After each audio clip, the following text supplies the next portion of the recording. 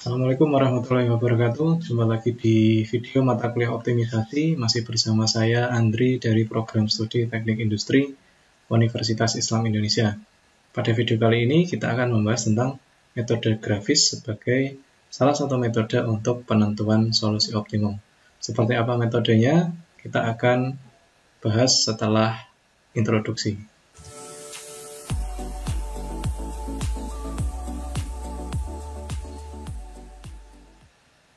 Baik, ini adalah pertemuan keempat di mata kuliah optimisasi. Di dalam teknik penyelesaian model LP, ini nanti ada dua, yaitu metode grafis dan metode simplex. Nah, untuk kecocokan dari masing-masing metode, tentu memiliki karakteristik masing-masing.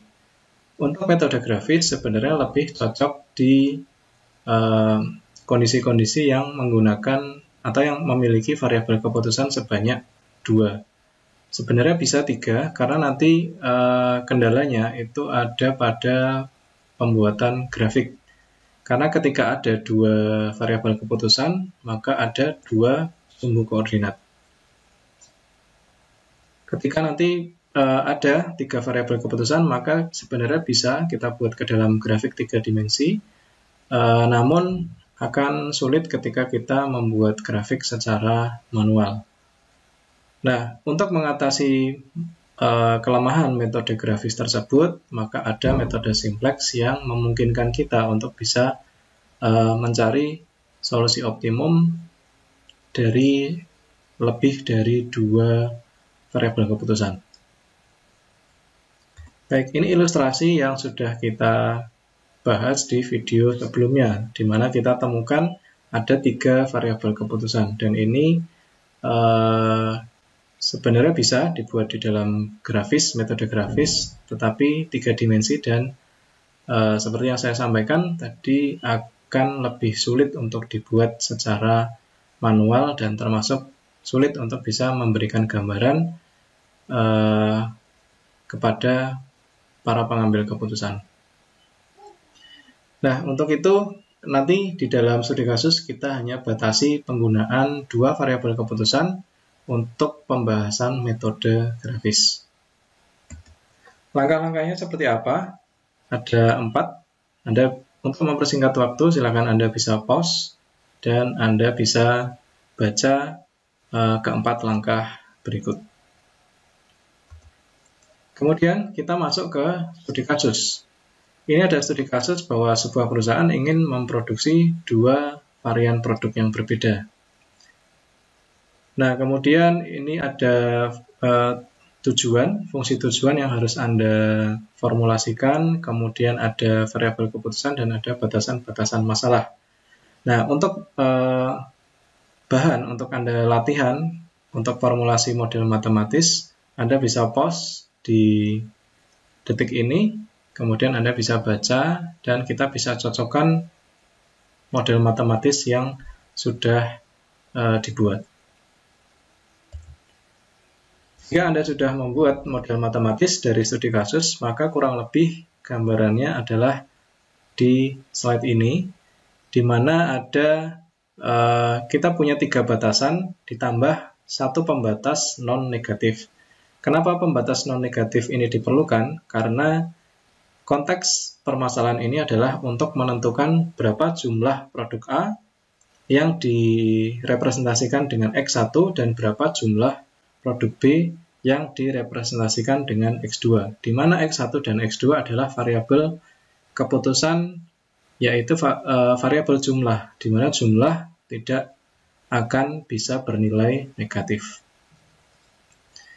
Kemudian fungsinya adalah maksimasi, karena yang menjadi permasalahan adalah berapa jumlah produk A dan produk B yang harus diproduksi untuk bisa menghasilkan keuntungan yang maksimum.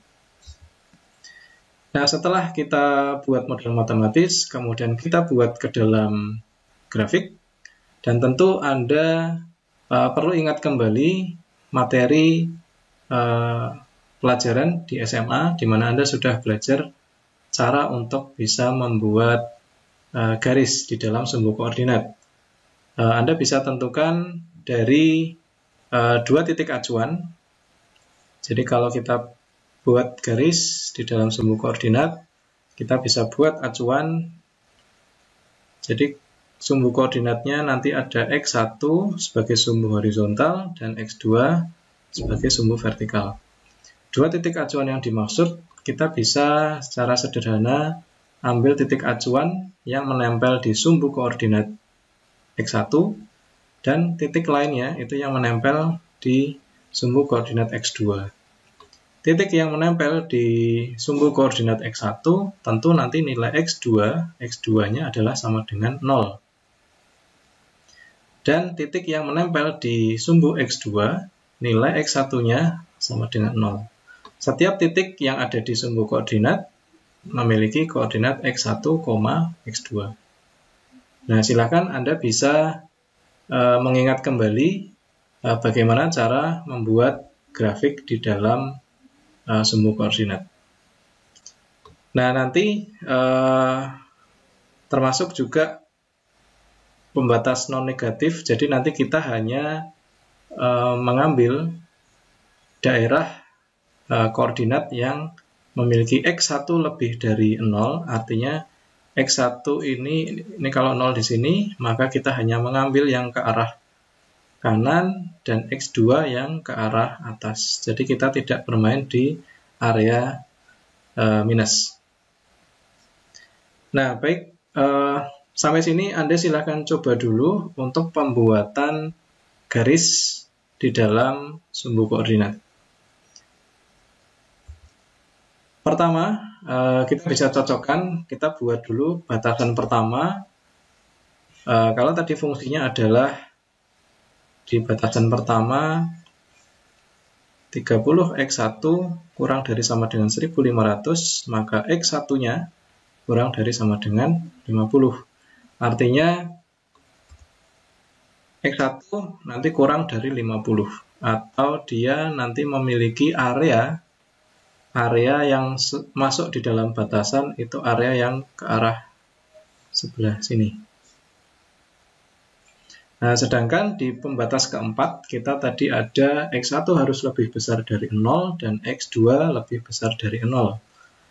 Maka X1 lebih besar dari 0, maka arahnya ke kanan. Dan X2 lebih besar dari 0, maka arahnya ke atas.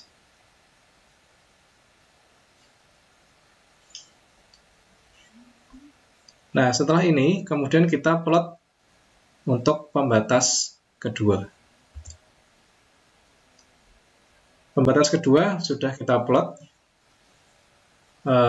berikut dengan daerahnya ya. Daerahnya karena tadi di batasan 2 adalah tandanya kurang dari sama dengan. Artinya dia mengarah ke sebelah kiri bawah.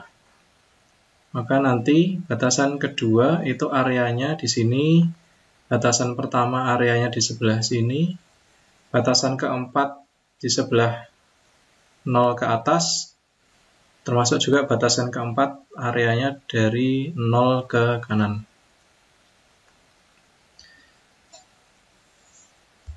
Termasuk juga kita plot untuk batasan ketiga. Maka berarti kita punya beberapa area yang kemudian beririsan karena dia sama-sama masuk ke dalam area yang menjadi wilayah yang berada di dalam keempat batasan yang ada. Jadi kalau kita lihat tadi dari batas X1, batasan 1, dia arahnya ke kiri. Batasan keempat, tadi X1 lebih besar dari 0, dia berarti ke arah kanan. Kemudian batasan keempat juga, X2 harus lebih dari 0.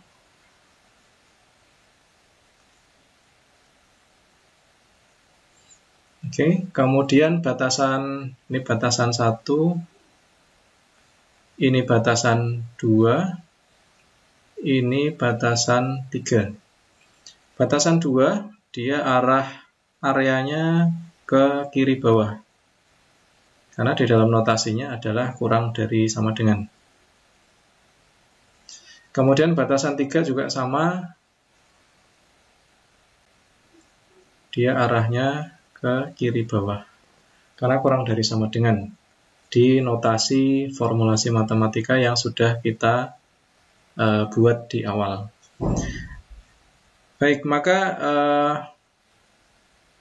dengan adanya garis tadi, kemudian juga ada area yang menjadi wilayah dari setiap batasan, maka dari gambar ini kemudian kita bisa identifikasi daerah mana yang masuk di dalam keempat batasan yang ada.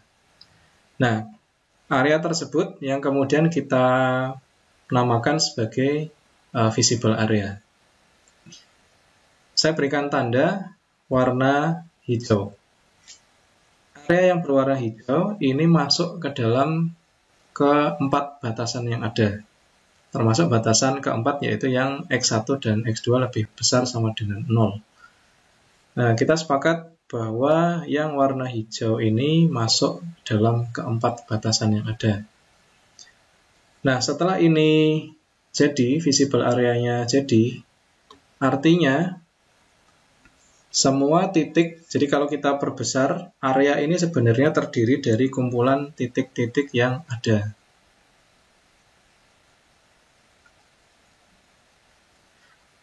Oke, kesemuanya memiliki notasi X1, X2.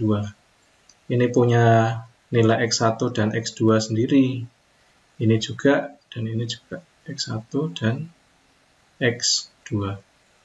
Nah, setiap masing-masing titik, kemudian tadi kita punya fungsi Z, di mana fungsi Z ini memiliki pengali X1 dan X2. Tambah ya tadi ya. Oke, ini 200 X1 dan 160 X2. Kita mau memperbesar nilai Z, artinya nilai X1 dan X2 pun juga harus diperbesar.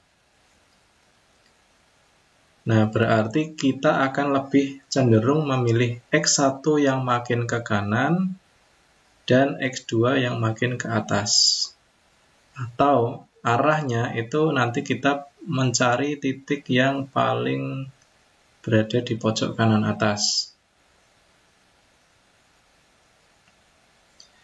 Nah, caranya adalah kita harus buat dulu garis yang merepresentasikan fungsi tujuan. Nah, Anda tentu masih ingat bagaimana memplot garis dengan menggunakan kemiringan. Ya, untuk memplot garis fungsi tujuan, tadi kita punya fungsi Z. Z sama dengan 200 X1 plus 160 X2. Kita nggak tahu Z ini nilainya berapa. Sehingga untuk memplot ke dalam bentuk garis, kita butuh nilai kemiringannya. Maka di sini kita bisa buat 200 X1 plus 160 X2 sama dengan 0. Ini asumsi ketika X1-nya sama dengan 0 dan X2-nya sama dengan 0. Artinya ini adalah garis ini adalah garis yang melewati titik 0. Yang ini. Ini ya, garis yang ini. Baik, sekarang kita pengen cari tahu berapa kemiringan garis yang melewati titik 0,0. Maka kalau kita punya fungsi seperti ini, kita bisa buat 200 X1 sama dengan minus 160 X2. Maka kita bisa ketemu X1 sama dengan minus 160 dibagi 200 kali X2. Nah, berarti ini dengan menggunakan kemiringan ini kita bisa gunakan untuk membuat garis yang melewati 0.0 tadi. Baik, kemudian dengan menggunakan garis tadi, kemudian kalau Anda lihat, ini saya menggeser garis yang melewati titik 0,0 tadi, garis fungsi tujuan tadi, ke arah kanan atas secara sejajar ya. Oke, secara sejajar saya geser ke arah kanan atas. Karena apa? Ini adalah garis fungsi Z, di mana Z tadi kita sepakat bahwa yang pengen kita cari adalah kita mau memperbesar nilai X1 dan memperbesar nilai X2. Memperbesar nilai X1 kita arahnya ke kanan, memperbesar X2 kita arahnya ke atas. Artinya Z nanti kita geser ke arah ke kanan dan juga ke atas, ke arah kanan atas. Nah, setelah kita geser, kemudian kita coba lihat apakah Z tadi bisa bersinggungan dengan titik yang ada di dalam visible area yang terluar. Karena tujuan kita tadi mencari X1 dan X2 yang letaknya di pojok kanan atas. Nah, ternyata garis fungsi Z tadi itu bersinggungan dengan titik yang ada di sini. Nah, kemudian dari sini kita cari ini X1 berapa, X2 berapa. Nah, tentu dengan menggunakan metode substitusi yang Anda sudah pelajari di SMA. Nah, kalau di sini ada pembatas nomor 3 yang warna hitam, ini ada pembatas nomor 2 yang warna ungu. Nah, gimana caranya untuk menentukan titik ini? Anda bisa manfaatkan dua pembatas ini. Baik, setelah itu Anda sudah menemukan titik X1 dan X2. X1-nya nanti ketemu 37,5, X2 ketemu di 50. Kedua titik tersebut kemudian kita masukkan ke dalam fungsi Z, 200X1 plus 160X2. Kita masukkan di sini. Kemudian dihasilkan nilai Z yang paling besar, yang layak atau yang mungkin dicapai dengan mempertimbangkan batasan yang ada adalah 15.500. Akan tetapi, kesimpulan tidak hanya berhenti sampai di situ saja, kita tentu harus menjelaskan tentang status sumber daya yang ada ketika kondisi optimum sudah berhasil dicapai. Pertama, kita tampilkan dulu status sumber daya 1, di mana fungsinya tadi adalah 30X1. Kalau X1-nya optimum, itu yang di atas tadi, 37,5, kita masukkan ke dalam fungsi pembatas 1, didapatkan 1125. Sedangkan di studi kasus tadi disampaikan bahwa maksimal penggunaan sumber daya 1 atau ketersediaan sumber daya 1 itu adalah 1500. Artinya masih ada sisa 375. Karena masih ada sisa, ini kita sebut sebagai toleransi longgar.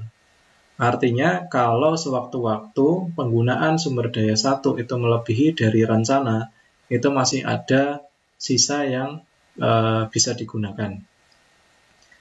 Kemudian untuk sumber daya 2, ini tadi kita punya fungsi batasan 40X1 plus 20X2.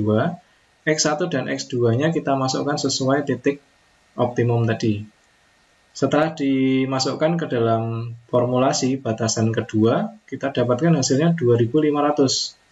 Dan tadi ternyata di studi kasus itu juga dinyatakan bahwa sumber daya 2 kapasitas maksimumnya 2500. Artinya, untuk mencapai titik optimum, sumber daya 2 ini sudah mepet atau sudah pas dengan kapasitas yang dialokasikan.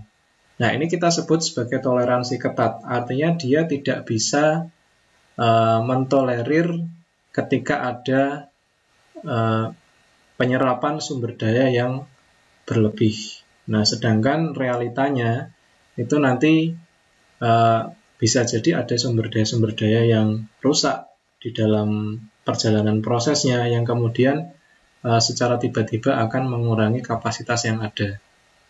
Dan inilah manfaat kita bisa mendeskripsikan toleransi, apakah sumber daya tadi memiliki toleransi longgar atau toleransi ketat. Dan begitu juga kita bisa analisis untuk yang sumber daya 3. Formulanya, kemudian kita masukkan X1 dan X2, didapatkan ternyata tidak ada sisa untuk mencapai kondisi optimum. Baik, silakan ini Anda coba kerjakan ulang sendiri. Kemudian setelah itu ada soal latihan. Ini silakan Anda pause, Anda pahami, kemudian Anda kerjakan. Tugasnya adalah identifikasi dengan metode grafis apakah permasalahan optimisasi tersebut itu dapat diselesaikan atau tidak. Ciri-ciri masalah optimisasi dapat diselesaikan atau tidak adalah kita bisa menemukan atau terbentuk visible area. Artinya ada area yang di cover oleh semua batasan yang ada di dalam kasus. Kemudian pertanyaan selanjutnya adalah tentukan jumlah A dan B yang harus diproduksi agar kondisi optimum tercapai. Pertama, Anda tentukan dulu kira-kira ini variabel keputusannya apa, kemudian fungsi tujuannya apa, dan fungsi batasannya.